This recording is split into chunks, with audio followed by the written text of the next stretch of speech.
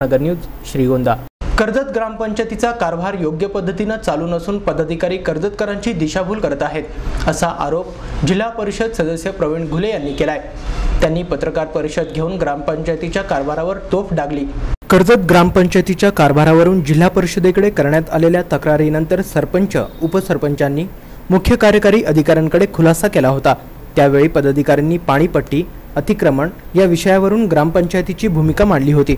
मात्र ग्रामपंचायतीचे पदाधिकारी सर्वसामान्यांची दिशाभूल करत असून ग्रामपंचायतीची पोलखोल यापुढेही चालूच ठेवणार असल्याचं जिल्हा परिषद सदस्य प्रवीण घुले यांनी सांगितलंय।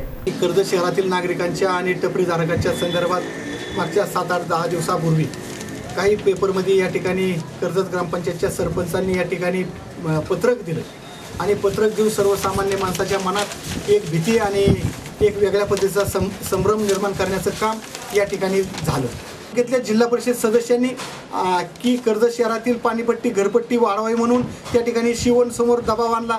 कर्जत शहरातील टपरीधारकांचे अतिक्रमण काढावं म्हणून अशा पद्धतीची बातमी त्या ठिकाणी दिली गेली की जेणेकरून जनतेच्या मनात संभ्रम निर्माण करण्याचं काम आणि धास्ती वाटावी अशा पद्धतीचं काम या ठिकाणी या पेपरच्या माध्यमातून त्या पत्रकाच्या माध्यमातून केलं गेलं। आणि हे जेव्हा आम्ही पेपर वाचल्यानंतर आम्हाला ही गोष्ट समजली आणि समजल्यानंतर आम्ही प्रशासनाशी बोललो। प्रशासनाशी बोलत असताना मी जिल्हा परिषद सदस्य म्हणून या ठिकाणी प्रवीण घुले जिल्हा परिषद सदस्य म्हणून मी त्या ठिकाणी शिवणना एक पत्र दिलं की कर्जत शहरातील ग्रामपंचायत स्तरावरची जी काय करवाढ आहे ही करवाढ नेमकी कशा पद्धतीने होती, ही जिल्हा परिषद करती, पंचायत समिती करती, ग्रामपंचायत करती किंवा एखादा जिल्हा परिषदेने जर सांगितलं जिल्हा परिषद सदस्यांनी सांगितलं म्हणून करती का आणि कुठल्या अधिनियमानुसार करती असं पत्र मी जिल्हा परिषदेच्या शिवणला दिलं। आणि त्यामध्ये खुलासा त्यांना असं मार्गदर्शन आणि खुलासा मागितला की अशा पद्धतीने कुठल्या जिल्हा परिषद सदस्यांनी आपल्याकडे ही तक्रार केली आणि त्याचा वारंवार आपल्यावर दबाव आणण्याचं काम केलं, त्या जिल्हा परिषद सदस्याचं नाव मला त्या ठिकाणी कळावं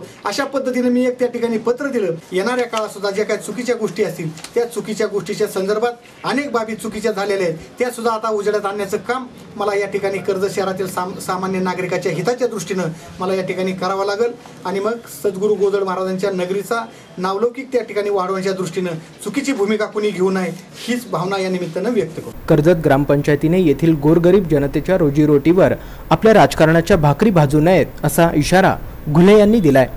प्रतिनिधी आशिष बोरा, ब्युरो रिपोर्ट न्यूज डेस्क, महानगर।